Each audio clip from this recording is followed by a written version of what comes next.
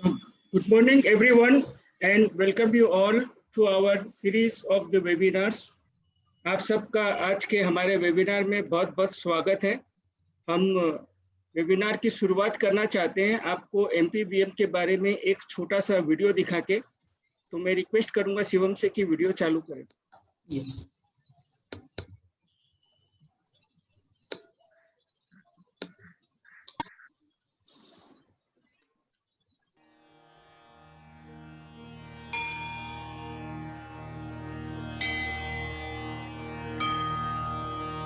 शुक्लां ब्रह्म विचारसार परमा आद्यां जगद्व्यापिनी वीणा पुस्तकधारिणीम् अभयदा जाड्यान्धकारापहा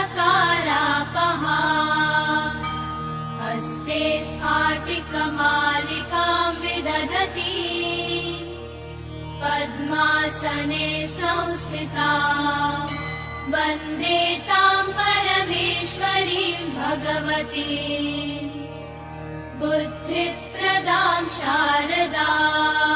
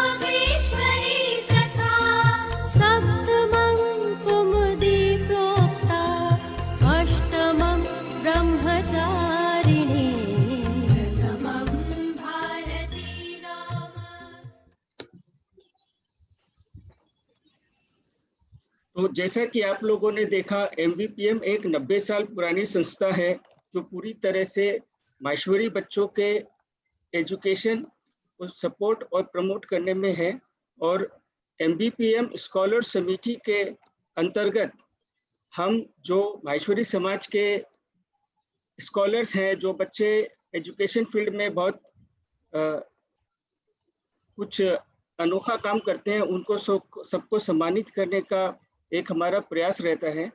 और कोविड के टाइम में जब से डिजिटल वर्ल्ड को सबने अडॉप्ट किया है, उसी के हिसाब से हमने भी सोचा कि जब कोविड के टाइम में सारे वर्ल्ड में डिसरप्शन है, लेकिन एजुकेशन का प्रमोशन और उसका अप्रिसिएशन हमेशा कंटिन्यू रहना चाहिए, तो हमने ये वेबिनार सीरीज चालू किया। और आज का जो वेबिनार है उसका सब्जेक्ट है ग्रोइंग योर बिजनेस फास्ट। क्योंकि एक तरफ जहाँ पर कोविड ने काफ़ी सारे चैलेंजेस दिए हैं, उसी तरफ एक नई अपॉर्चुनिटी दी है। जो दुनिया में लोग, जो एक्सपर्ट्स है, वो बोल रहे हैं कि दुनिया जिस तरह से काम करती है वो शायद अब बदल जाएगी। तो इस सब्जेक्ट को और एक डिटेल में डिस्कस करने के लिए आज हमारे साथ हैं श्री आशीष दवे, जो मिराई एसेट वेंचर कैपिटल के CEO हैं। आपको मिराई एसेट के बारे में थोड़ा बताता हूँ। मिराई एसेट साउथ कोरिया की सबसे बड़ी, the first and the largest mutual fund company है। और apart from the mutual fund, Mirae asset has exposure in lot of different areas. Just to give you a few examples, एक जो four seasons hotels हैं, जो four seasons hotels की कई सारी properties हैं that are actually owned by Mirai Asset Property Investments and are managed by the Four Seasons brand। उसी तरह से एक गोल्फ इक्विपमेंट बनाने वाली कंपनी है टिटलिएस्ट, उसमें मेरा ही एसेट की ओनरशिप है। आपने कॉफी बीन ब्रांड का नाम सुना होगा, उसमें मेरा ही एसेट की ओनरशिप है। भारत में भी मेरा ही एसेट एक बहुत बड़ा म्यूचुअल फंड है। और आशीष दवे जी के बारे में आपको बताना चाहूंगा कि हमारा जो वेंचर कैपिटल विंग है मेरा ही एसेट का, उनके वो चीफ एग्जीक्यूटिव ऑफिसर हैं। और आशीष जी के बारे में मैं सिर्फ इतना आपको बताता हूं कि जो दो ब्रांड है जो जो नाम आप रोज शायद सुनते होंगे, एक तो है ओला कैब्स और दूसरा है बिग बास्केट। ये दोनों कंपनियों में उनके कंपनी का भागीदारी है और वो दोनों कंपनी के बोर्ड में है। इसके अलावा बहुत सारी ऐसी कंपनियां हैं फिनटेक वर्ल्ड में जहाँ पर Ashish ji board of directors में हैं और उनके कंपनी का इक्विटी स्टेक है।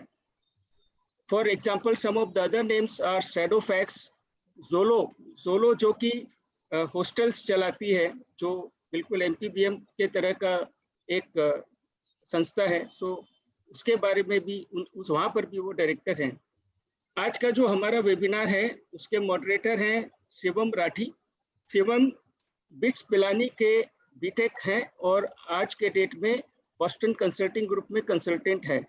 सो मैं चाहूँगा कि शिवम यहाँ से प्रोग्राम को आगे बढ़ाएं और आशीष जी के साथ हमको बताएं कि आज के इस चैलेंजिंग एनवायरनमेंट में हम कैसे अपने बिजनेस को एक तेज रफ्तार से बढ़ा सकते हैं। Thank you very much. Handing over to you Shivam. Thank you, Jaju sir, for the wonderful introduction of the topic, the speaker and myself. तो सभी को जय श्री कृष्णा। तो अब तक हमने इस वेबिनार सीरीज में 3 वेबिनार किए हैं जिसमें वी हैव फोकस्ड ऑन कि इस क्राइसिस सिचुएशन में कैसे हम हमारे बिजनेस को सस्टेन करें। आज हमारे साथ आशीष जी है and we are now taking the next logical step कि हम सस्टेन के अलावा अब हमारे बिजनेस को ग्रो कैसे करें। How do we turn this crisis into an opportunity for growth. तो आज के सेशन में we will want to discuss 3 main topics. हम डाइवर्सिफिकेशन कैसे करें, how do we do our product development and how do we raise capital from the market. तो it is our honour that Ashish ji is here to take us through this journey. तो welcome Ashish ji. I would like to start our discussion with the first topic on diversification. So, Ashish ji, we have seen that in this times of COVID, a lot of businesses have adopted diversification. और ये काफी लोगों ने किया है, from small businesses to large businesses.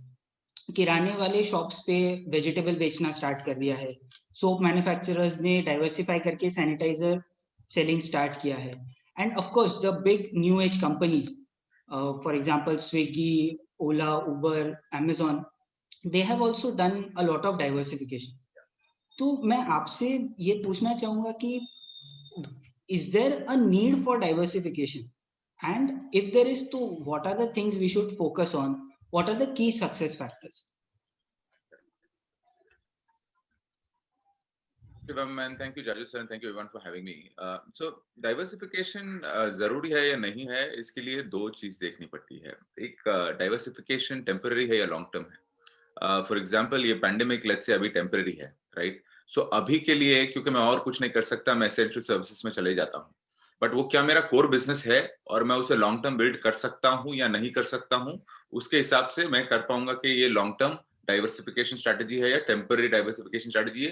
Because आपका cost base बहुत high है, आपका रेवेन्यूज कुछ भी नहीं है, तो आपके पास एग्जिस्टिंग इंफ्रास्ट्रक्चर है, तो आप उसको लेवरेज करोगे कुछ और करने के लिए, राइट। तो वो टेम्पररी डाइवर्सिफिकेशन। सो आप इसके लिए देखोगे लेट्स से जोमैटो है या कुछ और कंपनीज है, उन्होंने अभी ग्रोसरी चालू कर दिया है। क्या वो फुल टाइम ग्रोसरी करेंगे? नहीं, जरूरी नहीं है, क्योंकि उनका कोर बिजनेस फूड डिलीवरी है। आप ग्रोसरी बिजनेस में चले जाते हो तो ऑल टुगेदर आपको एक इन्वेंट्री मैनेज करना पड़ता है, आपको फ्रेश वेजिटेबल्स मैनेज करने पड़ते हैं, कुछ खराब हो गया, कुछ प्रॉब्लम हो गया तो कस्टमर सर्विस खराब हो जाती है। नॉर्मल फूड डिलीवरी बिजनेस में यहाँ से एक उठाया और वहां पर डिलीवर किया, तो आपका एक end to end logistic business है। तो आप पूरा अपना जो बिजनेस का डीएनए चेंज करो कि मेरा स्किल सेट और या मेरा एक्सपर्टीज यहाँ से यहाँ चीजें पहुंचाने से लेने के बदले यहाँ से यहाँ चीजें पहुंचाने के साथ साथ इन्वेंट्री भी मैनेज करना है, जो बहुत मुश्किल है।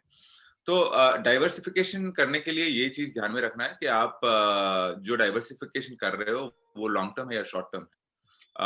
अब हम देखेंगे कि ये पैंडेमिक जैसे ही थोड़ा खत्म होगा, काफी लोग अपनी पहले वाली जो कोर बिजनेस है उसमें घुस जाएंगे, उसमें फोकस करेंगे और बाकी सब बिजनेसेस छोड़ देंगे। ओयो का एग्जांपल लूंगा, तो ओयो जो है वो हॉस्टल्स में चला गया था, वो काफी एक्सपांड कर रहा था, पर क्योंकि क्या होता है, कैपिटल बहुत कम होता है, आपके बिजनेस में स्ट्रेस बहुत जल्दी आ जाता है, तो आप वो डाइवर्सिफिकेशन स्ट्रेटजी ले नहीं सकते हो, तो आप वापस अपने कोर स्ट्रेटजी पे आ जाते हो, राइट। सो ये दो चीज याद रखनी चाहिए वाइल डाइवर्सिफिकेशन। दूसरा एक बहुत इंपॉर्टेंट पॉइंट जो याद रखना चाहिए कि डाइवर्सिफिकेशन कहाँ हो रहा है और क्यों हो रहा है। फॉर एग्जाम्पल ये रेलेवेंट भी है या नहीं। फॉर एग्जाम्पल अगर मैं जोमेटो हूँ और मैं मोबाइल बेचने लग गया, तो ये अनरिलेटेड डाइवर्सिफिकेशन हो गया। मैं मैक्स टू मैक्स ग्रोसरी में जा सकता हूँ, बिकॉज मेरे जो यूजर्स है वो मुझे एक ब्रांड की जैसे देखते हैं कि मैं फूड या फूड रिलेटेड बिजनेसेस में रह सकता हूँ। मैं फार्मेसी डिलीवरी नहीं कर सकता, मैं मेडिसिन डिलीवरी नहीं कर सकता, मैं मोबाइल फोन डिलीवरी नहीं कर सकता। सो डाइवर्सिफिकेशन का दूसरा एक सबसे इंपॉर्टेंट पार्ट है कि मैं रिलेटेड मार्केट्स में जा रहा हूँ कि नहीं जा रहा हूँ। And again this ties to the long term diversification. अगर आपको लॉन्ग टर्म डाइवर्सिफिकेशन करना है तो maybe it makes sense कि मैं एडजेसेंट मार्केट बोलते हैं उसको, कि पड़ोस का जो मेरा दूसरा मार्केट है वो उसमें जा रहा हूँ, मैं कोई अनरिलेटेड मार्केट में नहीं जा रहा हूँ। So long term, short term strategy. The second is whether I'm getting into adjacent markets or not. And third and very it's very critical. Do I have skill sets to get into the diversification? So भले मैं diversification long term या short term strategy करूँ, adjacent market में करूँ, मेरे पास skill set है या नहीं उस market में जाने के लिए। अगर है तो ठीक है, अगर नहीं है तो क्या मैं बिल्ड कर पाऊंगा या अक्वायर कर पाऊंगा, राइट। ये क्वेश्चन भी आपको अपने आप को पूछना चाहिए। और इसी से रिलेटेड है कि उसमें पैसा कितना बनेगा और उसमें पैसा कितना लगेगा। कुछ चीजें आप तुरंत उसको डिप्लॉय कर सकते हो। तो मैं एक एग्जांपल लूंगा, इवेंट्स कंपनी रहती है, ओके। अभी योर स्टोरी का एक टेक्सपार्क्स इवेंट हुआ था, उनका मोस्ट ऑफ द पैसा कैसा इवेंट करते हैं, तो इवेंट में स्पॉन्सरशिप आता है, उसके वजह से वो टिकट्स बेचते हैं और उससे आता है। पर अभी तो वो ऑनलाइन ही कर पाएंगे, राइट। तो तुरंत ऑनलाइन कर सकते हैं, इसके लिए चल जाएगा। पर कुछ और बिजनेसेस जैसे बुक माई शो का ले लीजिए आप। बुक माई शो ऑनलाइन क्या कर सकता है, कुछ नहीं कर सकता है। आप बुक माई शो कुछ भी नहीं कर सकता, राइट। तो आप कितना भी हाथ पैर मारो कुछ भी नहीं कर पाओगे आप, राइट। तो कुछ बिजनेसेस कर पाते, कुछ भी नहीं कर पाते, और उनका उधर रेवेन्यू मॉडल है, राइट। सो वो आप डाइवर्सिफाई करके या शिफ्ट करके भी टेक्नोलॉजी से करोगे तो रेवेन्यू मॉडल है। आप बुक माई शो के इसमें देखो, आप कितना भी कुछ करो, दूसरे टाइप के वर्चुअल इवेंट्स भी करोगे तो उसमें रेवेन्यू नहीं है। तो आप रेवेन्यू नहीं है तो वो प्रोडक्ट डाइवर्सिफिकेशन करके भी कोई फायदा नहीं है। हाँ, कुछ लोग कर सकते हैं, अगर उनको ब्रांड वैल्यू या कस्टमर सर्विस या वो सब मेंटेन करना है तो इसके लिए कर सकते हैं। उसके लिए सेम चीज आप देखो कि मैं इतना करूंगा तो इतना खर्चा होगा,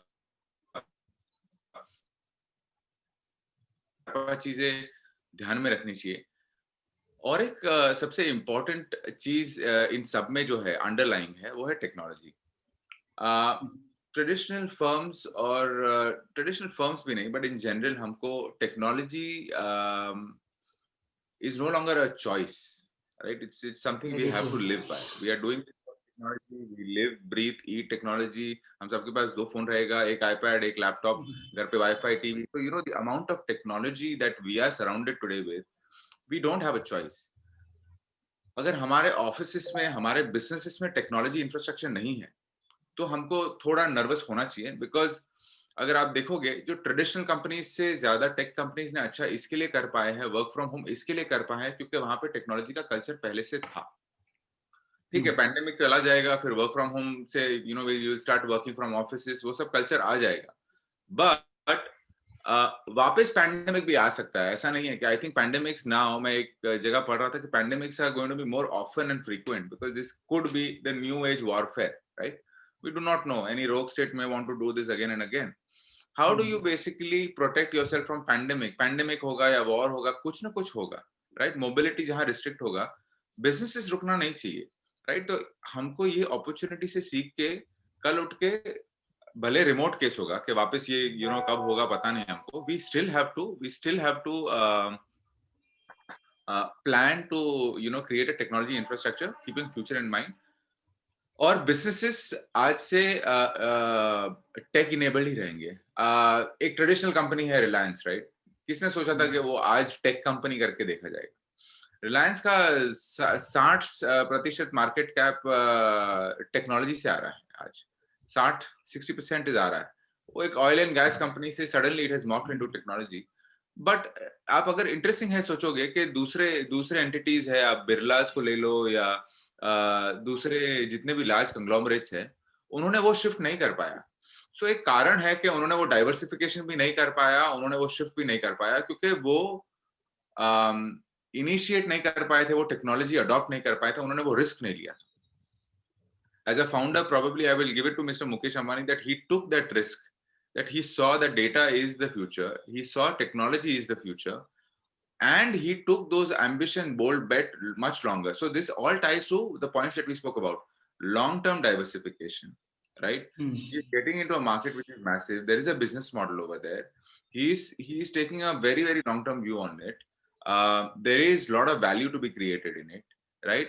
Adjacent itna nahi hai, but he has created altogether a very new market, and he's been bold about it.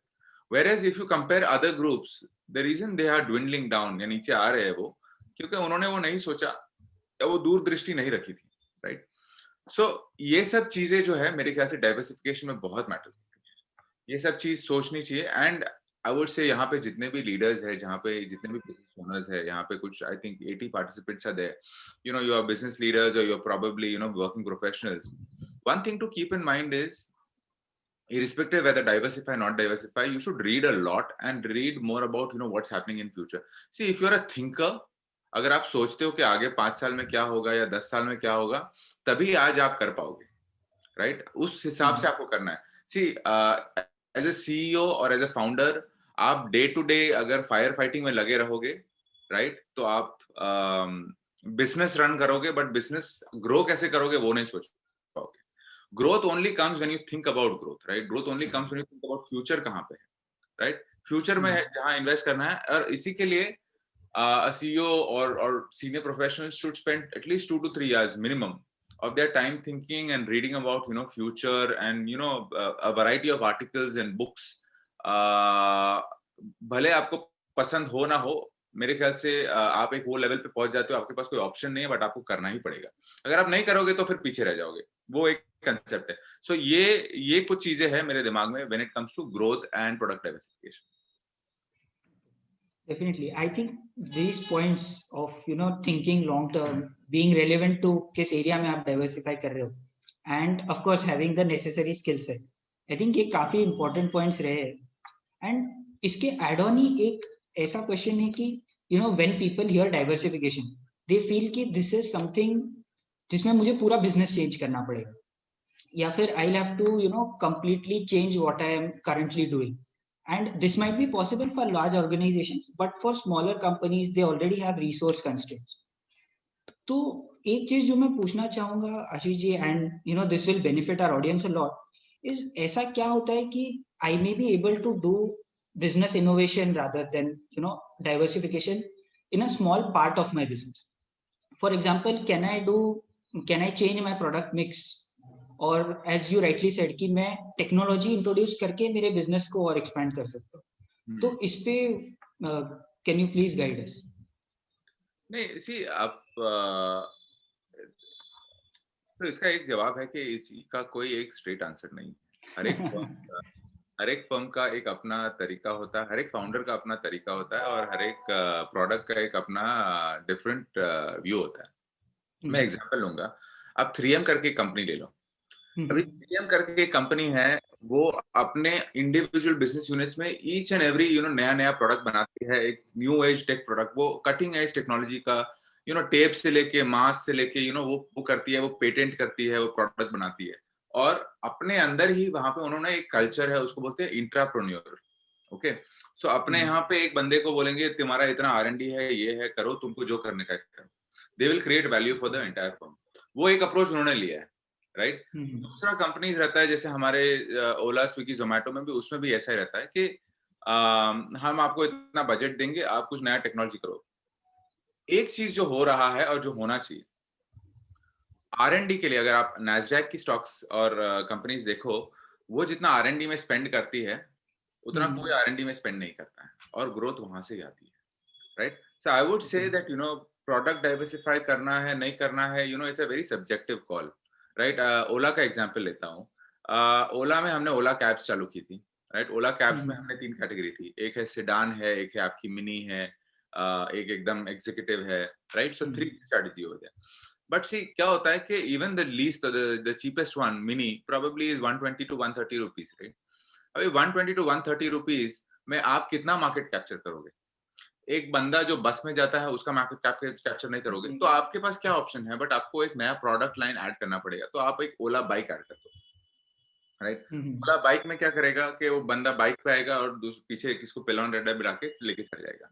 So over there, why you had to add this diversification of a new product, or you have to change the product mix, right? Purely because you want to capture a larger market. Because आपका ये जो 120 या 200 रुपए 300 रुपए तक का जो ticket size है, एक फेयर टिकट फेयर है, उसमें मार्केट आपका से 50 का ही होगा, राइट। 50 मिलियन लोग ही आप कैप्चर करोगे। पर जैसे ही आप थोड़ा नीचे जाओगे तो आपके पास 200-300 मिलियन यूजर्स का मार्केट है, right. So the need for product mix change came over there because आपको एक नया मार्केट और बड़ा मार्केट कैप्चर करना है। So ये रहा मार्केट रिलेटेड क्वेश्चन। अभी मार्केट साइज रिलेटेड क्वेश्चन। अब मार्केट नीड रिलेटेड क्वेश्चन मैं पूछता हूँ। सडनली पैंडेमिक आ गया, राइट। अभी इसके पहले, पैंडेमिक के पहले आप मास्क बना के बेचो, कोई खरीदेगा नहीं। सडनली अब मास्क का तो डिमांड है, तो जो बोल रहा है कि भैया मेरे को अभी मास्क बनाना है, बिकॉज सडनली मेरे को उसका मार्केट दिख रहा है, मेरे को प्रोडक्ट का नीड दिख रहा है, तो मैं उस प्रोडक्ट में जा रहा हूँ, राइट। सो वहां पे आपने प्रोडक्ट इसके लिए बिकॉज वो अपॉर्चुनिटी है, इसके बाद वो अपॉर्चुनिटी रहेगी नहीं रहेगी वो दूसरा बात है। सो ये डाइवर्सिफिकेशन या ये स्ट्रेटेजी आपने परस्यू किया because suddenly there is a need for a specific product, और पहले वाला जो था there is a larger market which I can capture by changing my product, right. Okay. तो आई थिंक इसमें एक कोई सीधा आंसर नहीं है, हर एक बिजनेस के लिए काफी डिफरेंट है इसका। Again not to sell BCG, but all businesses, right, whenever they are at crossroads या उनको मालूम नहीं पड़ रहा है कि उनको क्या करना चाहिए, उनको कोई प्रोफेशनल कंसल्टेंट के पास जाना चाहिए, या तो किसी इंडस्ट्री एक्सपर्ट को एनरोल करना चाहिए और उनसे कुछ क्वेश्चंस पूछने चाहिए कि मैं क्या करूं अपने बिजनेस के लिए। क्योंकि काफी बार ये होता है कि कंसल्टेंट्स होते हैं या इन्वेस्टर्स होते हैं, वो because again by the virtue of interactions, दिन में मेरी 8 मीटिंग होती है, दिन में आपकी 8 मीटिंग होती है, बिकॉज मैं दिन में 8 मीटिंग करता हूँ, बाकी लोगों से मिलता हूँ हफ्ते में ये, तो इतने इंटरेक्शंस के वजह से एक स्पेसिफिक नॉलेज या इन्फॉर्मेशन मेरे पास रहता है जो मैं फिल्टर करके फिर उस हिसाब से लोगों को एडवाइस कर पाऊंगा। Same is the case with the consultant. So when you speak to these people, they can guide you in terms of what are the things you can do. So one thing you should do is because there's no specific answer is speak to or bring experts on board लाओगे, उनका खर्चा में भी आपको लगेगा इतना क्यों पैसा दूं उनको PPT बनाने के लिए, इसके लिए, बट उस चीज में एक वैल्यू रहती है। अगर अच्छा कंसल्टेंट आप ऑन बोर्ड करोगे तो उसमें काफी वैल्यू रहती है। आप ओके सा कंसल्टेंट करोगे तो उसमें वैल्यू नहीं रहेगी, पर एक अच्छा कंसल्टेंट लाओ, they can guide you on the product mix. See, eventually call आपको लेना है कि करना है नहीं करना है, but वो एक आपको direction दे सकेंगे। So I think ये 3-4 चीजें जो है दिमाग में रखनी चाहिए।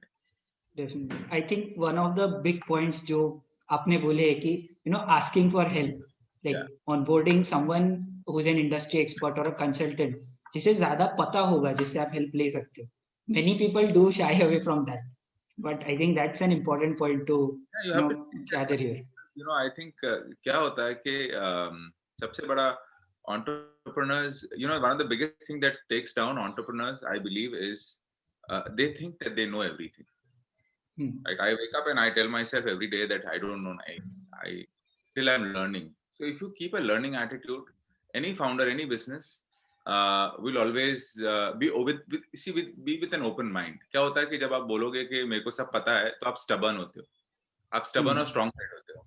I think reasonable founders are the ones who basically grow, because the moment you present some new opinions and facts, they look at new opinions and facts, or sorry, new facts. In the presence of new information, they will change their opinions. If you are willing to change your opinion based on new information that is provided to you, then you are far more reasonable. So be reasonable, and there's nothing wrong in asking help.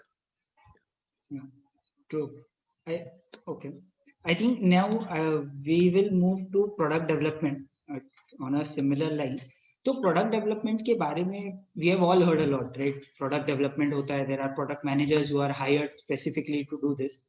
One key aspect जो I think applies to everyone, be it a small business, large business, be it a professional, is how agile you are in your product development. आप कितने तेजी से आपका product market में ला सकते हैं. So, and you know, yourself being an investor and a board member in a lot of these new age firms, what do you think is a good way to, you know, be more agile, जल्दी हमारा product market में लाए? So, मेरे ख्याल से जल्दी लाना तो हम लोग तो मतलब यही बोलते हैं कि ये प्रोडक्ट मेरे ख्याल से कल होना चाहिए था मार्केट में. काफी बार ये होता नहीं है. I think there is a trade off between, मैं अगर प्रोडक्ट मार्केट में बहुत जल्दी लाया और वो प्रोडक्ट अच्छा नहीं रहा तो इट बैकफायर होगा, मेरा ब्रांड लॉस होगा. So I think product you know response time जो रहता है कि it should be good enough. It should be good enough to a certain level that you know it doesn't harm or backfire, and then only live. So I don't think you know. So ये जो misnomer है कि investors बोलते हैं कि particular thing को जल्दी release करो, हम नहीं बोलते, कभी भी ऐसा नहीं करते, या business owner भी नहीं करेगा. उसको टेस्ट करके फिर ही इसको करेंगे, because there's a larger risk that you run. How do you do that? I will again tell you the same thing. You do not have just one team, you have multiple teams working in your company. हमारा सबसे बड़ा problem यही होता है कि हम लोग strategy की बात करते हैं, बट अगर आप MBA क्लास लोगे तो स्ट्रैटेजी के साथ सबसे इंपॉर्टेंट क्लास एक है स्ट्रैटेजी इम्प्लीमेंटेशन. स्ट्रैटेजी इम्प्लीमेंटेशन होता है किससे? लोगों से. वो चीज पे हम कभी भी फोकस नहीं करते. So strategy implementation will come from having multiple teams reporting to a product manager, and the product manager giving good amount of autonomy to these people plus budgets, right? Autonomy और budget देना चाहिए, because autonomy और budget दोगे तो accountability आएगी तो आप उसको बोलोगे अच्छा है, नहीं है, खराब है, whatever, right? When people have ownership about certain things, you know, they act very differently. और जब आप उनको बोलोगे कि ऐसे करो वैसे करो तो वो सब कर देंगे. फिर वो बोलेंगे नहीं, जैसे तुमने बोला वैसे मैंने किया तो मेरा खराब निकला तो मेरा कुछ लेना देना नहीं. So you have to create multiple product teams, and you have to ask multiple product teams to work on it. I'll give you an example on this. एक गेमिंग कंपनी आप लेते हैं, राइट? तो गेमिंग कंपनी एक game नहीं बनाता है, gaming company 10-15 game बनाता है. अभी 10-15 गेम में से कोई एक गेम निकल पड़ेगा, लॉन्च तो 10-15 गेम ही करेगा, राइट? पर कोई एक गेम निकल पड़ेगा. रोबियो का एग्जांपल लेते हैं, एंग्री बर्ड्स. उसने बहुत सारी गेम्स बनाई थी, बट उसका निकला एक ही angry birds, and become famous because of that. So product उन्होंने काफी बनाए थे और रिलीज भी किए थे, बट एक चला. So same thing, you know, आप प्रोडक्ट मार्केट में लाना है, ठीक है, उसका घाई नहीं करना चाहिए, but have multiple teams work on it. And as I said, you have to have multiple product teams work on that. Another very important part is we don't speak to our customers or take feedback from customers and put it back into the product cycle. So product life cycle management में कैसा रहता है कि हम कुछ product बनाएंगे, वो हमको लगता है कि ये प्रोडक्ट चाहिए कस्टमर को, हम बना देंगे, उसके बाद थोड़ा टेस्ट करना चाहिए, फीडबैक लेके उसको वापस लूप इन करो, वापस लूप इन करके उसको रिफाइन करो, और फिर एक at a larger scale launch करो. Another important thing to keep in mind is uska marketing branding. So product is just not product, it has to be marketed well. Sometimes you may not have great product, but you may market it, use some feedback, and then refine it further to come up with a second version of that thing, which is far more better, right? We'll take example of, let's say, Apple, right? I think that is the best company ever when it comes to product and this. They came with something which is an iPod, right? It really replaced Walkmans and everything. Then use that to basically come up with iPhone, and each and every time, you know, they come up with a better product, right? So they keep doing it, and in fact, you know, once you're on iPhone, you will not leave any iPhone, etc., right? So I think, and you know, I think time is not a problem, right? Time is not something, you know, good products take good amount of time. You don't have to worry about time. You have to just worry about, are you really coming up with a good product or not? Like another example that I tell you, Grofers versus Big Basket. See, Grofers competitor है Big Basket का. हमारा product Grofers से लाख गुना अच्छा है, right? हम इतना time नहीं लेते हैं जितना टाइम वो लोग लेते हैं. वो लोग बहुत फटाफट प्रोडक्ट रिलीज करते हैं, पर इवेंचुअली कस्टमर्स उनको प्रेफर नहीं करते बिकॉज उसका सर्विस खराब है. हम लोग का अपडेट्स आते हैं काफी टाइम के बाद आते हैं, पर people prefer us over them because the service is much better. So product कितना भी अच्छा, आप उनका UI UX वगैरह अच्छा है, कितना भी अच्छा, अगर underlying service खराब रहेगी ना तो वो फेल होगा. So इसके लिए there's a trade off between time to launch and the service quality etc. So you have to maintain those things also in mind. Got it. I think this is very helpful कि you don't compromise something which is more important to your customer by focusing on the product itself. Very good.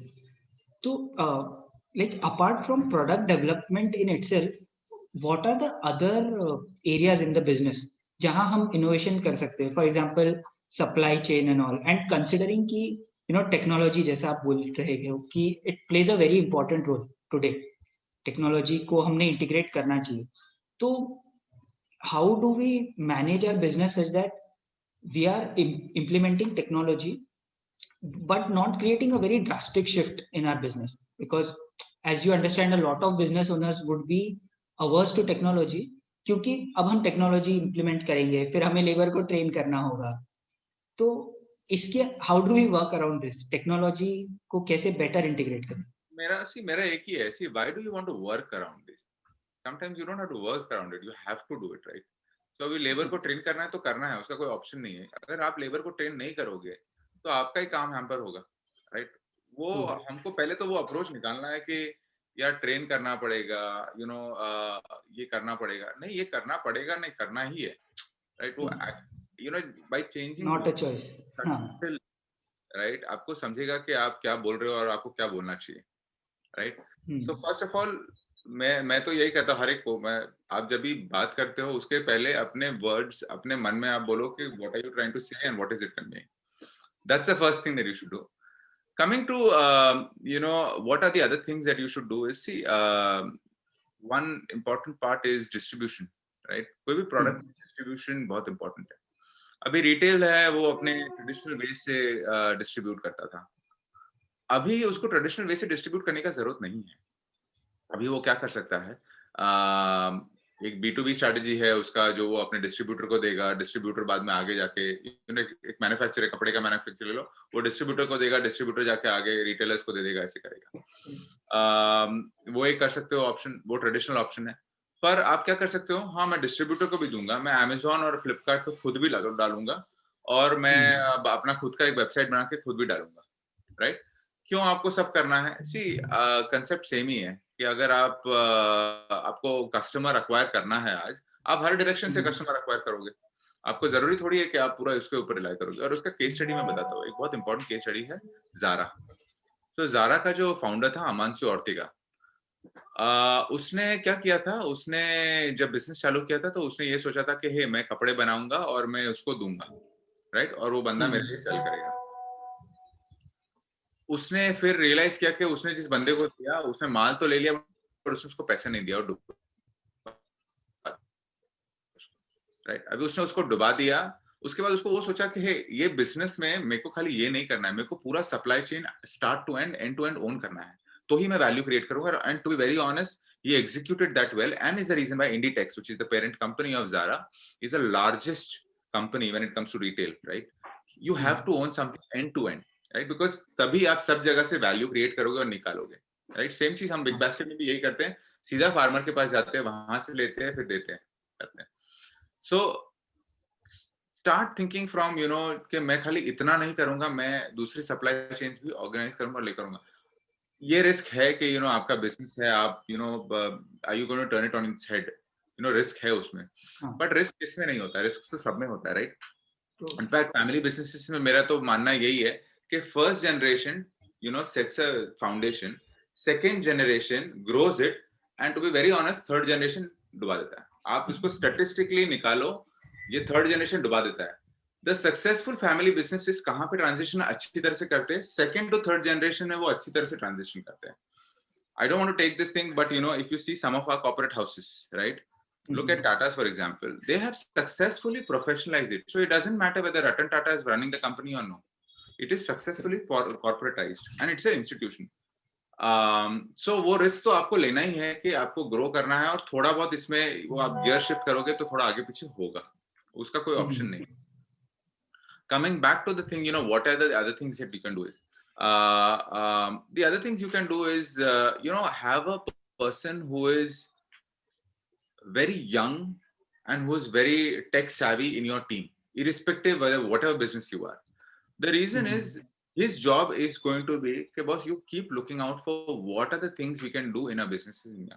Why I would say is, see, एक gray hair का एक reason होता है और एक young blood और young passionate tech savvy person का एक reason होता है कि वो उस business में कुछ अपने value adds कर सकता है, right? वो he'll be on lookout for, कि आपके एक specific business में है, ये startup है, बहुत अच्छा कर रहा है, हम लोग इसके साथ कर सकते हैं काम और इसका services use कर सकते हैं. Another example I'll give you, Zetworks करके एक company है. काफी बार हमको मैन्युफैक्चरिंग प्लांट्स वगैरह में कुछ वर्क्स करने रहते हैं, स्टील वर्क्स या वगैरह, तो उसके लिए मेरे को वेंडर्स के पास जाना पड़ता है, वेंडर्स के साथ कोटेशन देना पड़ता है, फिर वो कोटेशन के हिसाब से वो लोग मेरे को टाइमलाइन देंगे और फिर टाइमलाइन के बाद वो एग्जीक्यूट करके देंगे, क्वालिटी आया नहीं आया, बहुत इशू होता है. और सिर्फ प्रोक्योरमेंट वगैरह जो बिजनेस है ना, उसमें बहुत ही everybody over here knows procurement में बहुत घपला होता है. कोई किसी का पैसा अंडर टेबल लेगा, ये करेगा वो करेगा, आपको उसको निकालना है और आपको टाइम एफिशिएंसी बढ़ाना, आपको प्रोडक्ट क्वालिटी भी मेंटेन करना है. तो उसके लिए फिर एक क्या करोगे, जेटवर्क करके कंपनी है, उसके पास जाओगे और उसको बोलोगे कि ये मेरा रिक्वायरमेंट्स है, तो वो अपने आप पीछे एंड पे स्टैंडर्ड कोटेशंस दूसरे जो उसके सिलेक्ट वेंडर्स है उससे लाके देगा और आपको टाइमलाइन के हिसाब से देगा कि हाँ आपका इतने टाइम में इतना आ जाएगा, पैसा ये है. क्योंकि अभी सब चीजें जो ब्लैक से व्हाइट में मूव हो रही है, right? GST वगैरह, everything is happening. So it's convenience, right? So the person in your setup will keep an eye out for these kind of startups or these kind of tech companies with whom you can work. Okay. And these will help you create more value, save money, save time. See, time is more important than money, right? If you can save time, I think there is nothing like it. जितना time बच सकता है उतना अच्छा. So you have to have a person who basically is living, breathing, eating technology and also is working within you. So he understands your DNA and he understands what your business is and accordingly keep an eye out. So he's more like a consultant, but an in-house consultant. In-house. These things are what I would say you should and can do. Look at different ways of distribution access and look at different ways in which that would make your business more efficient. And जो type का आपने एक point बताया था कि we can collaborate with the new age companies, that I think is also very helpful because then a lot of the work can be outsourced and we can focus on our core business. Definitely. तो अब हम चलते हैं हमारे third point की तरफ, which is raising capital, and this is specially close to your heart as I know. तो I think इसमें we want to start with something very basic कि what are the various sources of capital. Traditionally we know कि bank से loan ले सकते हो, self capital you can invest in your business. So what are such sources of capital and who should look at which source of capital? The sources of capital, sorry, I think venture and private equity is equity capital, right? Debt funding जो रहेगा वो आपके banks, NBFCs वगैरह वो सब दे पाएंगे. Governments grants देगा, right? फिर friends, family वो सब रहेंगे, वो angel investment करेंगे तो वो थोड़ा बहुत equity या debt भी दे सकते हो. So ये options है, इसके अलावा I don't think कोई और options है. Okay, equity or debt दो ही इंस्ट्रूमेंट है, इसके अलावा तो और कोई इंस्ट्रूमेंट नहीं. Now coming to venture and so, but before that, does your business really need venture funding or does your business really need private equity funding? Is a question you should ask yourself. Raising money from people comes at a cost. Now it comes at a financial cost, it comes at a freedom cost. We do very lengthy SHA, SSA with companies. हम rights लेंगे, हम board seat लेंगे. आप ये नहीं कर सकोगे हमारे permission के बिना, वो नहीं कर पाओगे हमारे बिना. आपको हर चीज के लिए मेरे से परमिशन लेना पड़ेगा. So एकदम रिगरस नहीं होता है, but I think there are some private equity बहुत रिगरस टर्म्स होते हैं, हमारे थोड़े रीजनेबल रहते हैं, राइट. सेकेंडली, सो फ्रीडम आप देना चाहोगे नहीं देना चाहोगे, डाइल्यूशन आप देना चाहोगे नहीं देना चाहोगे, ये एक फाउंडर को पहले सोचना है. कंट्रोल थोड़ा बहुत जा रहा है हाथ से. सेकेंड, जब आप पैसा रेस करते हो तो आपको पैसा रिटर्न भी करना पड़ता है, राइट. तो फॉर एग्जाम्पल, अगर मैं $10 million इन्वेस्ट करता हूँ, then I expect to get $40 million back. Can you grow your company to that size that you know कि मैं, लेट्स से मेरा $100 million का वैल्यूएशन है, क्या मैं ग्रो कर पाऊंगा $400 million या $500 million पे, ताकि जो $10 million डाला है वो $50 million या $40 million होगा? अगर आंसर नहीं है तो आप कितना भी हाथ पैर मार लो, कोई भी इन्वेस्टर के पास चला जाओगे, वो पैसा नहीं दे पाएगा, बिकॉज उसको उसमें रिटर्न नहीं दिख रहा है, राइट. सो और अगर आपका मार्केट ही $200 million का है, तो आप कैसे $400 million जा पाओगे? नहीं जा पाओगे. तो पहला चीज, कंट्रोल आपको देना पड़ेगा. अगर आप ओके हो तो पैसा रेस करो. दूसरा, आपका बिजनेस उतना रिटर्न जनरेट कर पाएगा कि नहीं कर पाएगा, क्योंकि at any point in time मेरे पास लेट्स से महीने के 100 डील्स आते हैं, बट पैसा तो मेरे पास उतना ही है. अब मेरे को 100 में से सबसे बेस्ट पिक करना है, तो भले आपका अच्छा होगा, आपको याद रखना है कि आपसे और भी कोई अच्छा उधर होगा, राइट. तो you know, capital is not available for everybody, capital is only available for whoever the efficient one है. तो अभी अगर मेरे को वहां कहीं और ज्यादा अच्छा रिटर्न लगेगा तो होगा. तीसरा, आपको सोचना है कि आप सच में आपका बिजनेस जो है उसको कैपिटल का जरूरत है या नहीं, राइट. काफी बार लोग जो है फंड रेज कर लेते हैं बिकॉज उनको लगता है कि फंड रेज करेगा तो थोड़ा मार्केटिंग होगा, पीआर होगा. ऐसा नहीं है. मेरा तो एक सिंपल चीज है, the best way to fund raise is not to fund raise. And why I tell you, आप single handedly just focus on building your product, building your market, just अपना सर उसमें डाल के आप फोकस करो. अगर आपका बिजनेस अच्छा रहेगा, इन्वेस्टर्स विल चेज यू कि भैया तुम मेरा पैसा दो. As an investor, I want to invest in someone who doesn't want my money, right? I'll give you an example of Zerodha, right? That's a trading platform.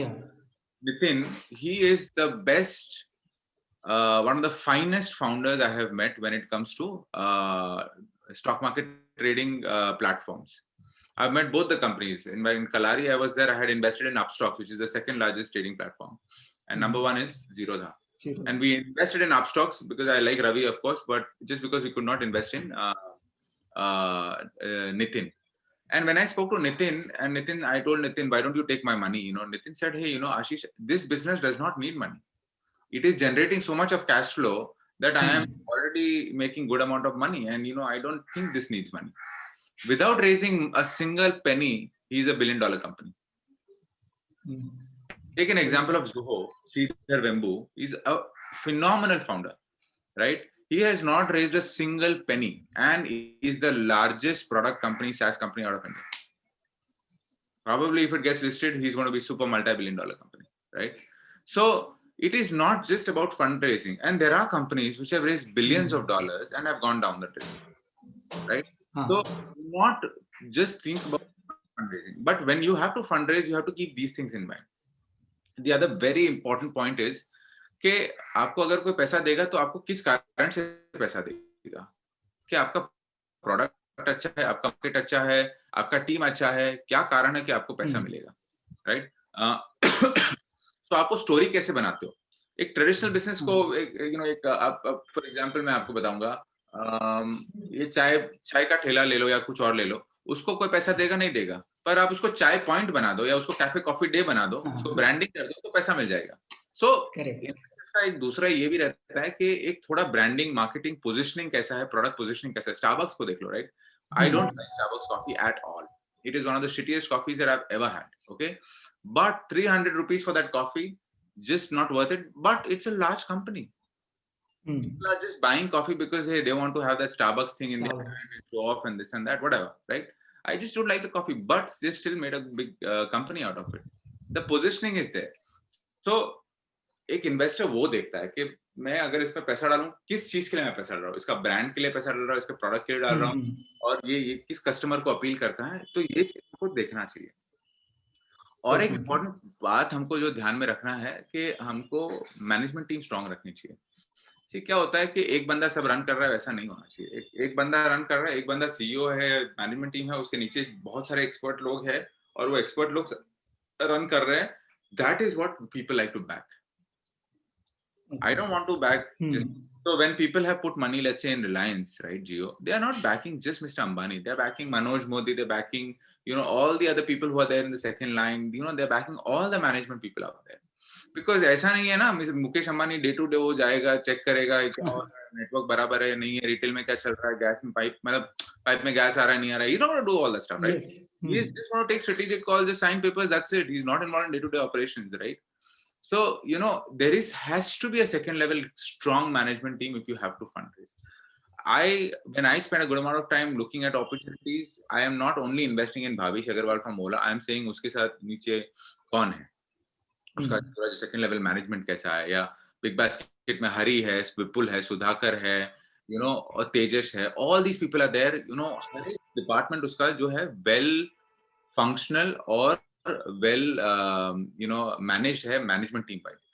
मैं वो देखता हूँ. तो अगर आपको फंड रेज करना है, ये सब चीजें करनी पड़ेगी. इंपॉर्टेंट है कि आप एक इन्वेस्टमेंट बैंकर को एंगेज करो और इन्वेस्टमेंट बैंकर आपके लिए ये स्टोरी पेज वगैरह सब बनाने में हेल्प करेगा, राइट? वो बनाने में हेल्प करेगा. और सबसे इंपॉर्टेंट पार्ट है, आप पैसा रेज करो, वो कारण क्या है. फॉर एग्जाम्पल, मेरे को 10 मिलियन चाहिए, बट ये 10 मिलियन से होगा क्या?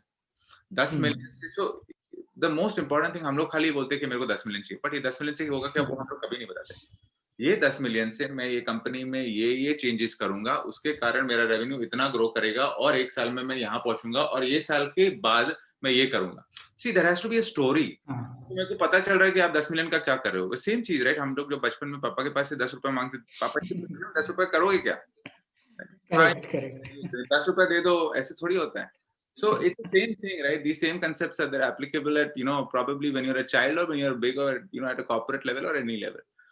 Explain that, how this money will be used, because मुझे यही देखना है कि ये मेरा 10 रुपया यहाँ से यहाँ, वहां से वहां कैसे ग्रो करेगा, और खत्म होने के बाद या खत्म नहीं भी होगा, उसका यूज होने के बाद क्या होगा company, right? So this, and I tell this that, all senior people should spend time on thinking about these things and put your other members who are below you to execute your thought. Correct. Founders and CEOs and management team and the senior folks are thinkers. They are not executors. Execution ka time early on tha. You have to think at strategic level. And strategy implementation by management team. Definitely. तो इसमें एक और चीज रहेगी, जैसे we have heard a lot कि जब भी P's and VCs they put in money in your firm, तो उनकी तरफ से उनका जो एक बड़ा नेटवर्क होता है, that is also an advantage to the company, right? वो मैनेजमेंट में हेल्प करेंगे, ऑपरेशंस में नेटवर्किंग. तो how important do you think this is a factor कि you get help from the investors? You get. But I'll tell you one more thing. So when we do the SSA, SSA is share subscription agreement, SHA is shareholder agreement. Okay. हम जब वो agreement करते हैं, उसके अंदर हम clearly classify करते हैं कि हम financial investor हैं. That's number one. ठीक है? तो भले हम लोग हेल्प करेंगे, हम लोग भी फाइनेंशियल इन्वेस्टर्स. तो हेल्प एक्चुअली जस्ट बोलने के लिए होता है, बट काफी लोग करते हैं. फॉर एग्जांपल, हम क्या करेंगे, हम करेंगे उनको दूसरे इन्वेस्टर्स से कनेक्ट करेंगे. हम बिकॉज हम इतने सारे लोग को मिलते हैं, हमको पता है कि कौन अच्छा टैलेंट है, कौन नहीं है, यहाँ पे वहाँ पे नेटवर्क है, तो हम बोलेंगे हे वो बंदा अच्छा है टेक्नोलॉजी में या अच्छा प्रोडक्ट मैनेजर है, उसको तुम रिक्रूट करो या उसको हायर करो. या हम काफी बार सीनियर इंटरव्यूज लेते हैं, हम CFOs के इंटरव्यू लेंगे, हम ये करेंगे और उनको बोलेंगे ठीक है ये अच्छा है कंपनी के लिए, हम वो करेंगे. काफी बार ये होता है कि क्रॉस कंट्रीज में हमको बिकॉज हमारा नेटवर्क रहता है, तो हम बोलते हैं कि आप इनसे बात करो और ये कॉरिडोर में बिजनेस चालू कर दो, या वहां पे वो रेगुलेटरी अप्रूव आपको चाहिए तो इसके लिए ये हेल्प करेंगे. सो ये सब हेल्प करते हैं लोग. I am not saying that नहीं करते, ये बिल्कुल करते हैं. एज एन इन्वेस्टर दो ही चीज होती है, दो नहीं तीन. आप बोर्ड के ऊपर अपने इंसाइट्स दोगे, अपने व्यूज और आइडियाज प्रेजेंट करोगे, इन्वेस्टर से कनेक्ट करोगे, दूसरा point.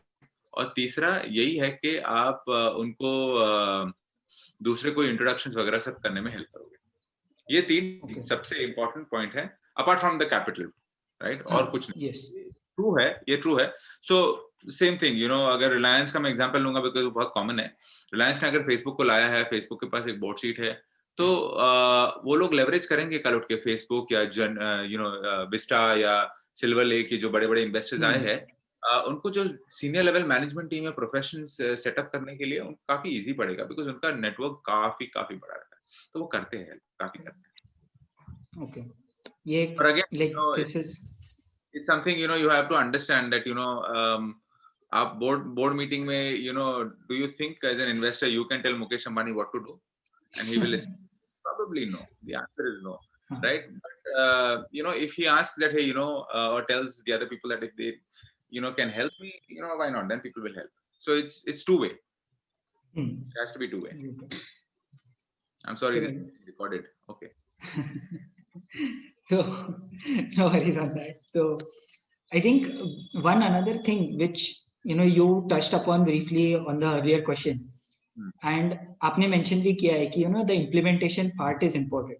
So having all this knowledge is one thing. How do we pitch ourselves better to investors? Like आपके पास इतने सारे founders आते हैं. Let's say दो का business model same है, but you would choose one over the other because एक का pitch better था. And this is a hypothetical. So how do we pitch better? बहुत important है. Y Combinator करके एक बहुत फेमस प्रोग्राम है यूएस में. उसका जो Y Combinator रन करने वाला पॉल ग्राहम करके बंदा है, उसने यही बोला कि इंडियन फाउंडर्स सुपर्ब है, पर उनका प्रॉब्लम यही है कि वो पिच नहीं कर पाते हैं. और वो एक अमेरिकन बंदा आता है और वो एकदम फैंसी इंग्लिश बोलता है, पिच करता है और वो पैसा उठा के लेके चला जाता है. It's a sorry state of affairs and fact, unfortunately. And my recommendation to all founders is that you have to practice. And I say this every time, is every time you speak, just play that word and statement in your mind, what you're saying. See if you're able to articulate really well. See, हमको articulate करना आना चाहिए कि मैं सोच रहा हूँ ये कि मैं बल्ब का विजन ड्रॉ कर रहा हूँ, मैं उसको सामने को एक्सप्लेन कर रहा हूँ, उसको भी बल्ब ही दिखना चाहिए, उसको भी बल्ब ही समझना चाहिए, right? That is a skill that you have to practice. There is no doubt about it. All said and done, when people come and pitch to me, I will not judge based on them whether they are pitching. So someone who comes and pitches to me in Hindi or pitches to me in English और उसका grammar अच्छा नहीं है, I will not judge him on that. It's a very subjective thing, but at early stage and seed stage, you will assess a founder based on the passion he has and the vision he has. You will ask him those questions and see whether he has answers to that or not. For me, smart thinkers are more about being clear thinkers. Being smart is not about, hey, मैं अच्छा English बोल रहा हूँ, polish shoes वगैरह और सब पहन के. Being smart is about how clear are you thinking, how clear are you basically explaining your vision. Be it in small numbers, but yes, a majority amount of investors will fall for it. हरे एकदम flamboyant founder है ये वो, उनको वो थोड़ा देसी नहीं है, अच्छा लगता है. But जरूरी नहीं है, जरूरी बिल्कुल नहीं है, right? क्योंकि क्या होता है कि बाद में फाउंडर्स क्या करेंगे कि दूसरा एक मैनेजमेंट जो फैंसी फैम्बॉयंट वगैरह रहेगा उसको ऐड करके उसको दिखाने के लिए वो कर लेंगे, बट मेन विजन फाउंडर्स का ही होता है. तो विजन पे और इस पे हम फोकस करते हैं, but that doesn't mean that you don't have to practice on your pitch. You have to practice on your pitch because fundraising in startup side or in your business is not a one time activity. You are constantly doing it. बाद में public market पे जाओगे तो public market में आप investors के साथ लियाजन करोगे, बात करोगे, तो आपको वहां पे करना ही है, इसमें कोई ऑप्शन नहीं है. आपको एक इंटरेस्टिंग चीज नोटिस करना चाहिए. आप मुकेश अंबानी की पुरानी सब स्पीचेस देखो और अभी की स्पीचेस देखो और आप ऑब्जर्व करो कितना चेंज हुआ है. In terms of the way he talks, in terms of the way he speaks and thinks, in terms of his speech, everything. He may have a coach. I think he has a coach. We have to spend, each one of us, we have to spend time with something called as coaching. Now, a coach can be either a professional coach. I take therapy, I take coaching, and I find a lot of value in it. Right? हम लोग मतलब, and this is related to our, pitching part. और pitching भी नहीं, but in general, ये करना बहुत जरूरी है. एक coach ले लो, who can guide you and who can tell you, right? It's not going to be about your self-help books like I just saw some message, no offense to anybody, someone was saying वो शिव खेरा का है, वो सब से कुछ नहीं है. वो 1000 रुपए देके मेरे ख्याल से कोई अच्छा स्पीकर बना नहीं है आज तक. वो Rapidex English speaking course वाला चीज नहीं है ये. This is very very serious and this is expensive, but this is worth it, right? This is very very important for you from personality development perspective. So you should spend money and time on these things than anything else. and these are the things and skills which are there with you for the rest of your life, irrespective of whichever true. domain you work in operating, right? And they come to your help in your pitching. I think these are quite important points because a lot of us would be very passionate about the business, but of course, pitch is a very important part. We don't, Definitely. we don't put demand, you know, and the other important part is हम लोग हमारा body का सब चीज पे workout करते हैं.